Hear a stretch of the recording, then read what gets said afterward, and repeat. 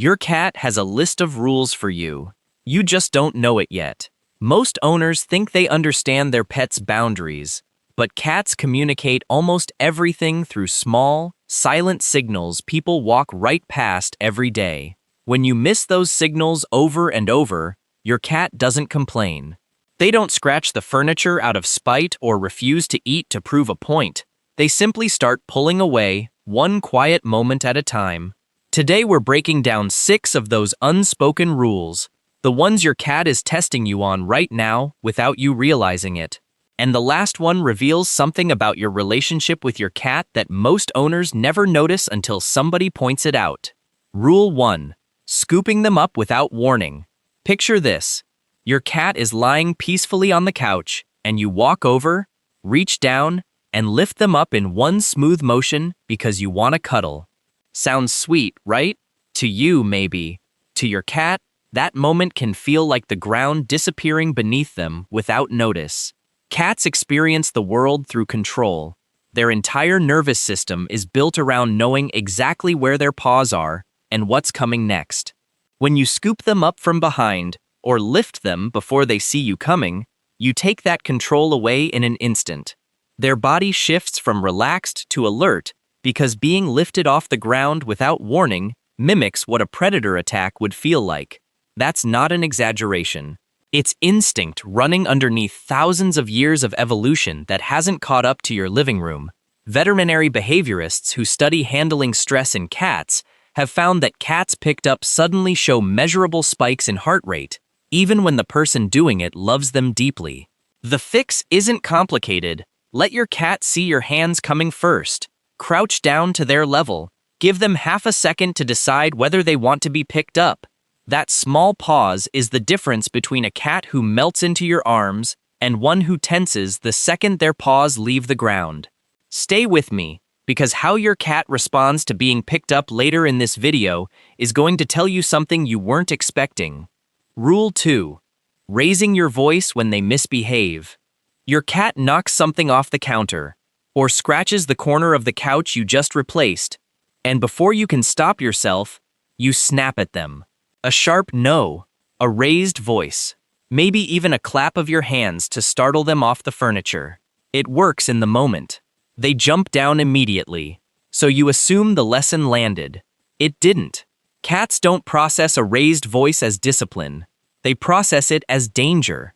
Your tone, not your words, is what registers first, and a sudden spike in volume triggers roughly the same fear response as a genuine threat in the wild. The real problem is your cat has no way to connect the yelling to the specific thing they did seconds earlier. All they learn is that you, the person they're supposed to trust completely, can become unpredictable and frightening without warning. Repeat that enough times, and your cat starts associating your presence with tension instead of safety. That's when you start noticing the sudden flinching when you walk by, the hesitation before jumping onto your lap, the slow retreat to another room whenever your voice gets loud, even over something that has nothing to do with them. The rule is simple. Redirect instead of reprimanding. A firm, calm no, paired with immediately offering an acceptable alternative, works far better than raising your voice ever will. Before we go further, if you've caught yourself doing any of these without realizing it, that's exactly why this channel exists.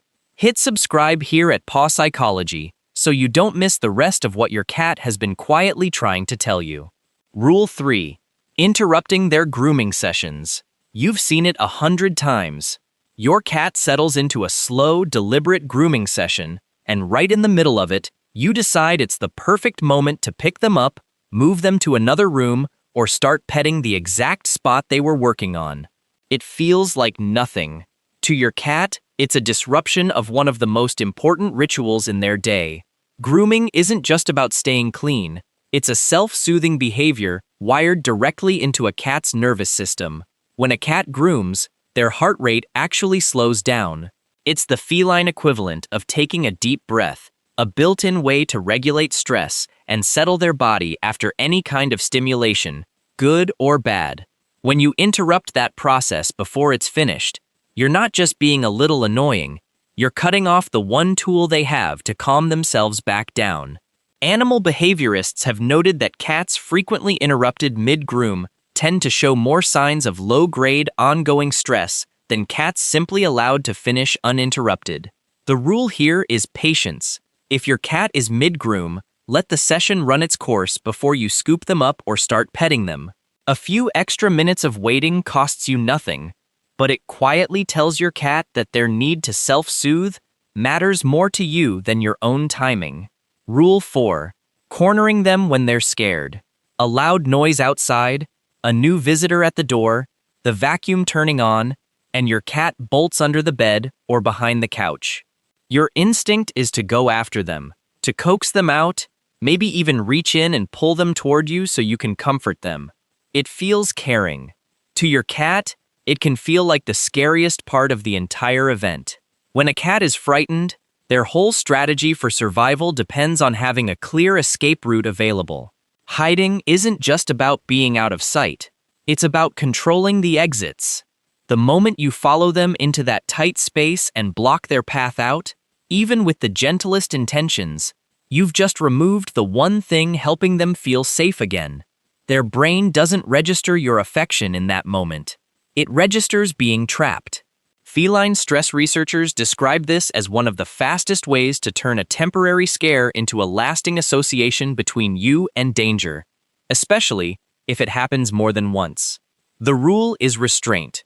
When your cat hides, let the space stay open. Sit nearby if you want to, speak softly if that helps, but don't reach in and don't block the exit.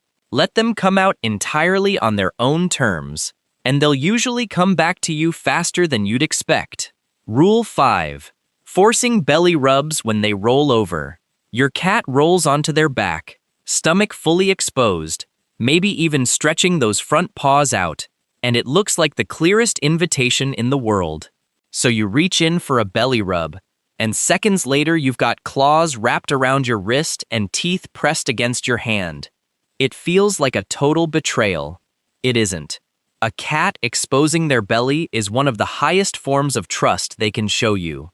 It means they feel safe enough to expose the single most vulnerable part of their body to you.